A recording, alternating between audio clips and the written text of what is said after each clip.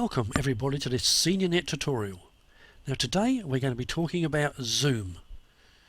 Now a few weeks ago most of us hadn't even heard of Zoom, but since the lockdown it seems to have become one of the main tools of communication, allowing people who are locked in their bubbles to talk to friends and family locked in another bubble. There have been Zoom birthday parties, Zoom weddings, Zoom club meetings, Zoom happy hours, as well as Zoom office meetings. Even Parliament is using Zoom to hold many of its meetings. So if you haven't used Zoom yet, then this tutorial will help you get you started. Now Zoom is an app that you can download to your phone, PC or your tablet. So let's head over to the Zoom website to see how to download the app. So let's go to Google and type in Zoom and enter. And there's all the main Zoom website there, and you can see you can sign in, download, plans and pricing. I'm going to go to plans and pricing first to give you an idea of how much it costs to have Zoom. And there's the different plans, and you can see there's one there free. That's the one we really want to be in, the free one. Now free one's great. You can host up to 100 participants, unlimited time one-to-one meetings, but if you've got more than one person in your meeting, that's 3 people altogether, then you've got a 40-minute limit on that meeting. If you want some more, then you have to pay for it. Over here you've got $14.99, you get 100 participants and the 24-hour duration, and so on and so on. So let's go back to the Zoom web page, and before we download Zoom, let's go to this sign in page over here.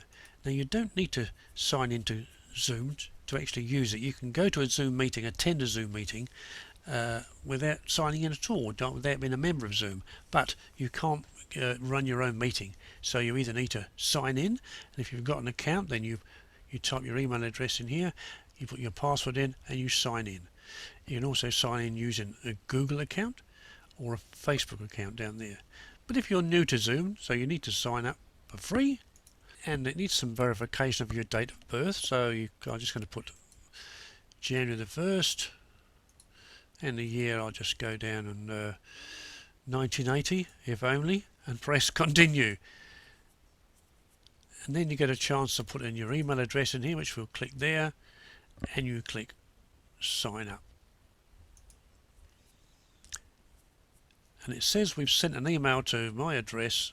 When I get the email, I click the confirmation link to begin using Zoom. So we'll go to my email and have a look down there, see if that's come in yet. There we go. I just make that bigger so you can see it. It says that activate my account, so I'll just click on there. Click there and activate the account. Are you signing up to be on behalf of a school? And no, I'm not. Click there. No. Then it's going to ask me for my name. I'll put my name in. And I'm going to put in a password now, so I've got to invent a password, so I'll just type the password in. That's the password in now. And then I have to confirm the password again there. And I hit the continue button down the bottom there. Now here I'm asked, do I want to invite any colleagues to join Zoom? No, I'll just skip this one. And my Zoom account's now ready to go. I just need to sign in wherever I want to use it. Now let's go back to the web page, and this time we will download Zoom by clicking on the download Zoom button there. We're now downloading Zoom. We go down this corner down here, you can see the Zoom installer is doing something down here. And once it gets to 11.4 megabytes, we can click on this little up arrow here and click open. And it starts to initialize. Zoom installer starts to initialize here.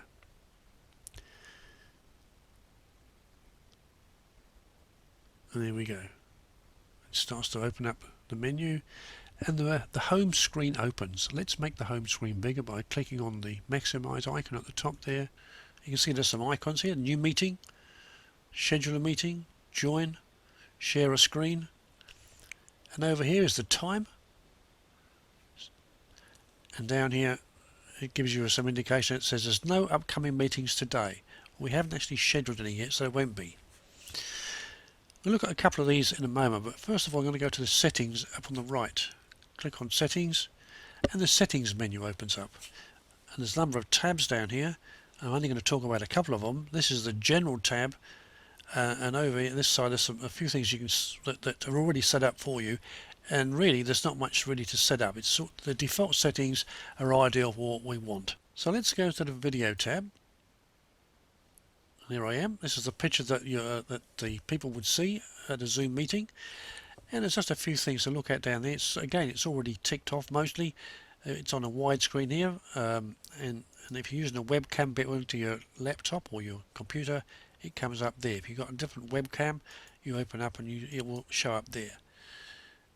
Not much else to play around with there really. You could touch up your appearance. This just gives you sort of photoshops you a bit, but I don't even need to do that. So I'm going to go to the audio tab here, and here is where you set up your microphone. If you've got an external microphone like I'm wearing at the moment, headset, you click it in there, or you use the system microphone built into your laptop. Because I'm using the headset, we'll leave that where it is. As I speak, you can see the level moving up and down here, so you check that it's not too much. So that's all we need to say about the audio. It's working fine. And the only other one I look at is the virtual background here. Click on that one, and you can see there's a number of different options. At the moment we're on none, and the background showing is me in my office. If you don't like your office, or you don't want able to show your office, then you can click on these pictures, and when you click them they ask you to download them from Zoom. I've already done that, so that won't happen. So when I click there I am in San Francisco. And now I'm in some grass somewhere now, in space. Here's the northern lights, and what about a nice tropical island here. You can also download your own photographs by clicking here, add an image. It opens up File Explorer, and there's a scene in Sydney. I'm going to click on that, click open. There I am in Sydney. Move away, you should see the bridge. I can't see it. There it is, just behind my head. One I really like is an office. Download some pictures from Google of offices. There's an office, a better office than mine. There's another one, or this one here. Now you can see there's a bit of blurring takes place just behind the background. This is way that Zoom tries to cut your image out from the background, and if it's a busy background, which is obviously is over here, it doesn't do a very good job. So what professionals use is a green screen. That means they hang a green screen behind them, and it makes a much better job of cutting you out. And if you've got a green screen, you look down and it says I have a green screen. If I click on that, it's trying to look for a green screen, but it doesn't work because I haven't got one, so we'll stick where we are. Okay, I think that's all we need to say about these tabs down here. So let's go back to the screen over here and talk about scheduling a meeting. How do we schedule a meeting? Well, the easiest way is to click this button here. Click on here, this schedules a meeting. And it says up there connecting. Make that a bit bigger so you can see it. And it says join with computer audio. I'm going to click there. And there we have the in my virtual office. And this is again is the picture that your participants in your meeting are going to see. Down the bottom there's some symbols, icons that you can click. Over here, mute. That's obviously does exactly what it says. When you click that, you mute. I'm muted. You wouldn't hear me speaking, so I won't do that. Next to that, it says stop the video. So if I click that, you can see the video stops, and it drops down to my profile picture. I'll bring myself back again. Here I am back in the scene. This is a security button here. You can set up security. You can lock the meeting. You can enable what they call a waiting room, that people have to wait in that room until they're allowed to go in by you, given the OK, and a few other things. This is probably quite an important one, the participants. I'll come to that in a moment. In fact, I'll do that back now. We'll go to the participants now. So at the moment, there's only Brian Oakes is the host, that's me, I'm running the meeting, and I can invite different people. So for instance, if I click on this one, another screen pops up, and where I can now, I'll move it out of the way, this other screen pops up, and you can email someone to give them send an email to one of your guests or one of your participants to join your meeting. So let's just click on that, and there you see it says default email, Gmail or Yahoo Mail. Default email is the one you normally use, and I'm going to click on that, and that opens my Windows Mail client here. I'll just make that bigger so you can see it. Now over here, written here is all the information that has been populated from the invite to the meeting. All I need to do is to go up here and type in either Alan Spicer, and he's the guy that I want to invite to the meeting. I send it off to him by clicking the send button, and when he gets this email, he clicks on this link and it automatically connects up to my meeting. Very simple to do. You can have more than one participant here, of course, and the more you send, up to 100 people in fact, for a 40-minute talk. So let's go back to our Zoom meeting here. Here I are again. While you're in a meeting, you can share a screen. So if I click on this share a screen button, this opens up all the things that are on my taskbar, and that's where's my mail we just looked at. That was a PowerPoint I was working on earlier up, and these are the things that I was using to record this particular tutorial on. Up here there's also a whiteboard. Double click on the whiteboard, and this is just like a teacher's whiteboard really. You can click here to draw, and you can draw shapes on here should you so desire. Not a very good draw really, but okay, there's my big tongue hanging out there, look at that. Or you can type in some text. Click there and you type in the text SeniorNet, and you can change the colour of the drawing. Oh, then that's the wrong one. Draw there, that one there. Change that to, let's not change the colour. I've stepped it red. I'll make it there again red. And there's a red one there. You see. You can put a stamp in there, like little arrows, or question marks, or ticks, and you can rub it out as well. Hit in the eraser there, and you can rub this out. And the idea of this is that you can save. If I press the save button now, it'll say whiteboard saved, and when I shut this Zoom meeting down, all the information will be stored, and I can use that at a later date to go back to. So let's shut the whiteboard down.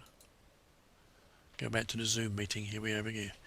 So that's the. So what else have we got then? This is a chat. Click there, and we can chat to different people. And chat means you just type a message in, so you can say hi everyone,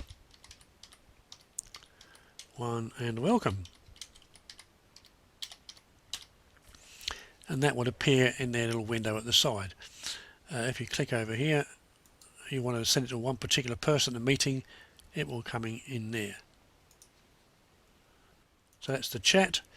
You can record the whole meeting, and this is quite useful. If you want to, as soon as you press that record button, the whole thing is recorded, so you can go in and look at it at a later date. So that's quite a useful thing, especially if you're a teacher trying to teach somebody something. But and here you can click a little button and say if somebody says something good, you can click there, and it puts a thumbs up in their window. You can see the thumbs up has popped in up here.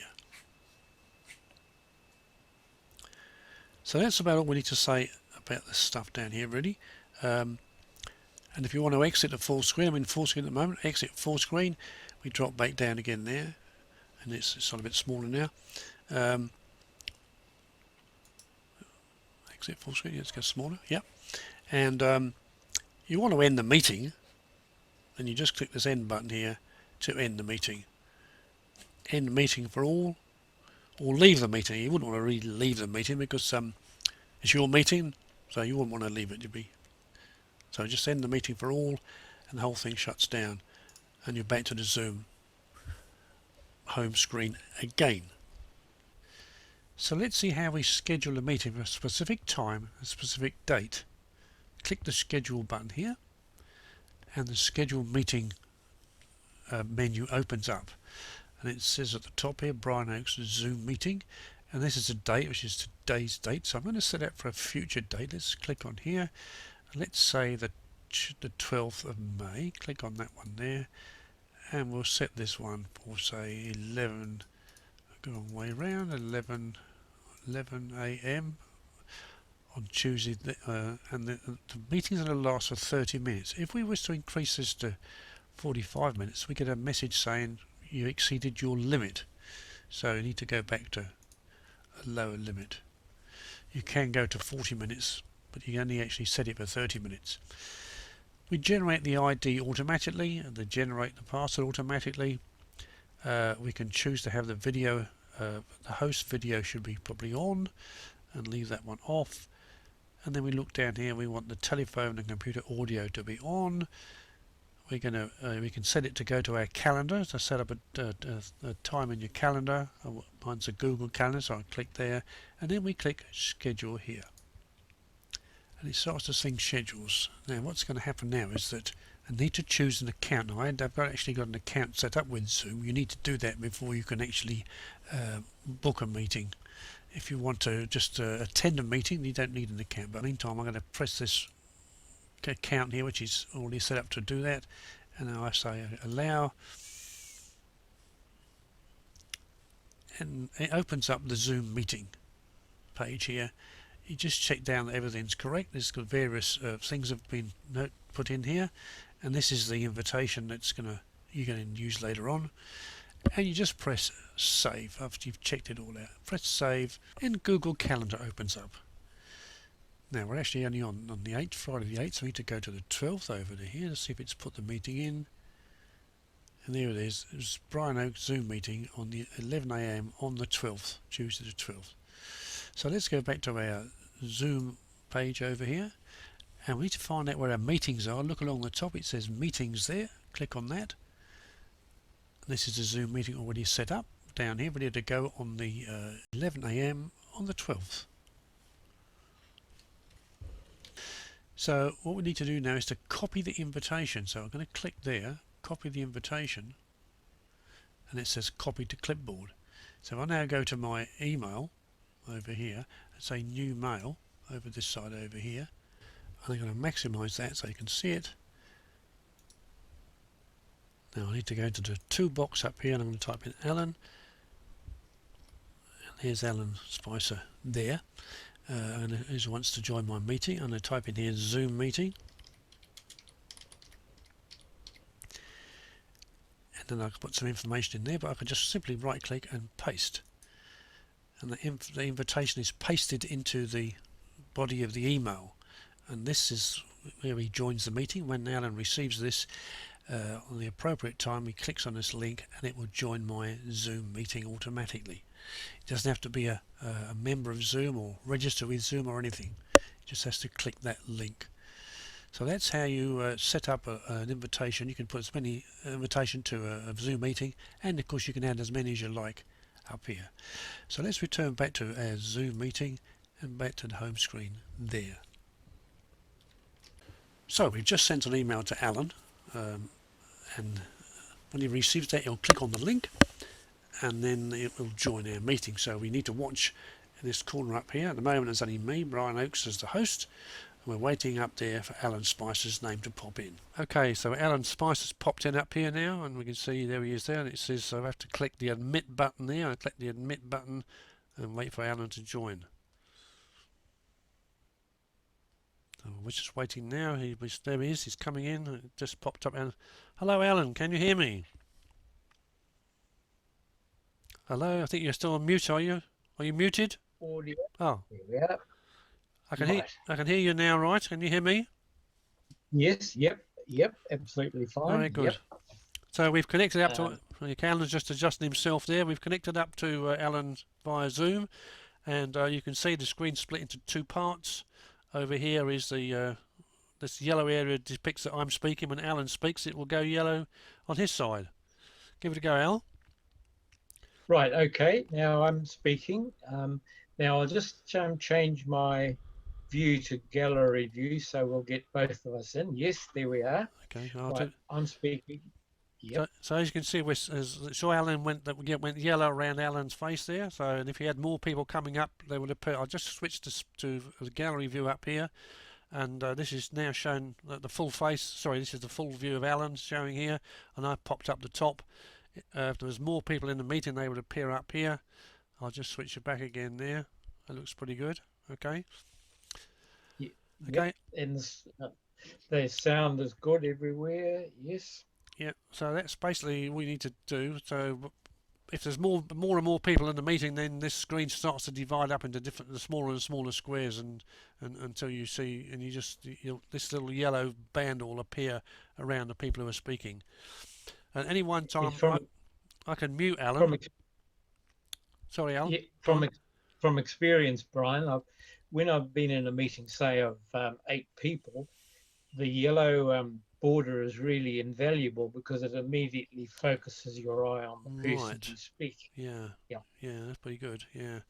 Um, I've been on a talk myself, and we did a ukulele lesson. We had about 15 people, and you can imagine it would be a heck of a noise. So what happened then is that the person running the lesson muted everybody, and I'm just going to point out up here that I can mute Alan by clicking that button now, and now Alan won't be able to speak anymore. See, it just down here it says Alan Spice. There's little red signs popped up. He's muted. I'll just unmute him again up here. Click there, unmute. So now Alan's back Yeah. online. Okay.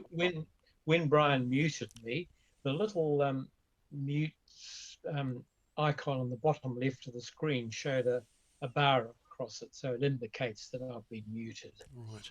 I just want to show how you can do a chat with Alan now. If I click the chat button up here, and I can type in here down the bottom at the right. It just says hello Alan, hello Alan. Oh, I haven't spelled that very well, have I? Just go back to it says hello Alan, and you can probably see. Can you see that up there? I don't have to.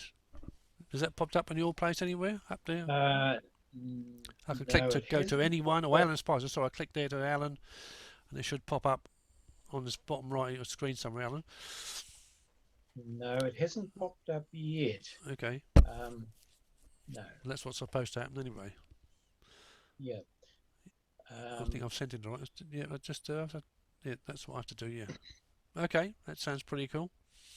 Right. So that Shall really, I just yeah, you, shall I click on chat, Brian, and yeah, see if yeah. I can Click chat on with chat. you? Yeah.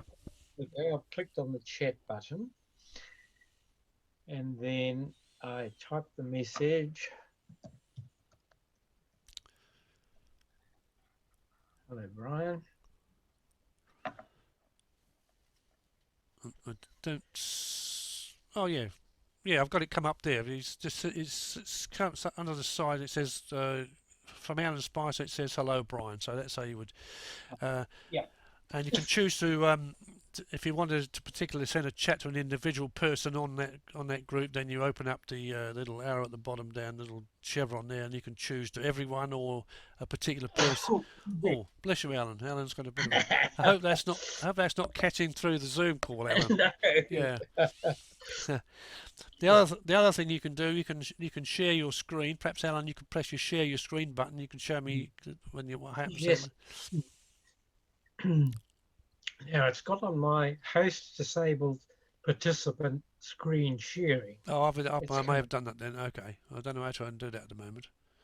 Right, it's probably designed for me to do the sharing, but Right. basically, Yeah. when I click here, hold share screen. Uh,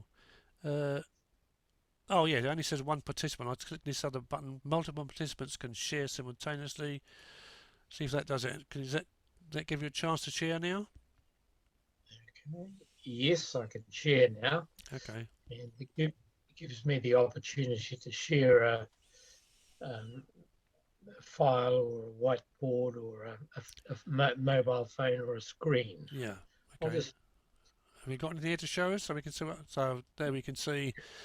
So that's Alan Spicer's screen there, and I can see at the top. I'm viewing Alan Spicer's screen. Okay, Al, perhaps you switch that back again to where, well, we're still showing our two pictures up here, which is quite good. There we go, and we're back to where we are again. Excellent. I think that's all we need to do, Alan. I think we've probably covered that. Excellent. So if you just click your leave the meeting button now. Okay, right. I'm leaving now. Gone. Bye. Bye-bye. Well, that concludes our Zoom call with Alan. In fact, that concludes this tutorial on how to use Zoom, because by now you should know how to use it. We've told you how to make an account with Zoom, create an account with Zoom, download Zoom app to your PC. We've also showed you how to schedule a meeting and had a live Zoom call with Alan. So by now you should be able to use Zoom to contact your family and friends throughout the world. And this tutorial showed you how to use Zoom on a PC. But if you've got a tablet or a phone, you can use Zoom in exactly the same way. If an Android device, you download an app from Google Play onto your device, and if you've got an Apple device, you download it from the App Store. It may look slightly different than what we've shown you on this tutorial, but you soon get the gist of it, and it works exactly the same way. I hope you enjoyed this tutorial on how to use Zoom from SeniorNet Warkworth, and we look forward to seeing you again when we open up a business in the not too distant future, hopefully. So all that remains for me to do now is to close down this meeting by clicking the end button down there and saying end this meeting. So I say goodbye to you all and thanks for watching in the meeting. Goodbye.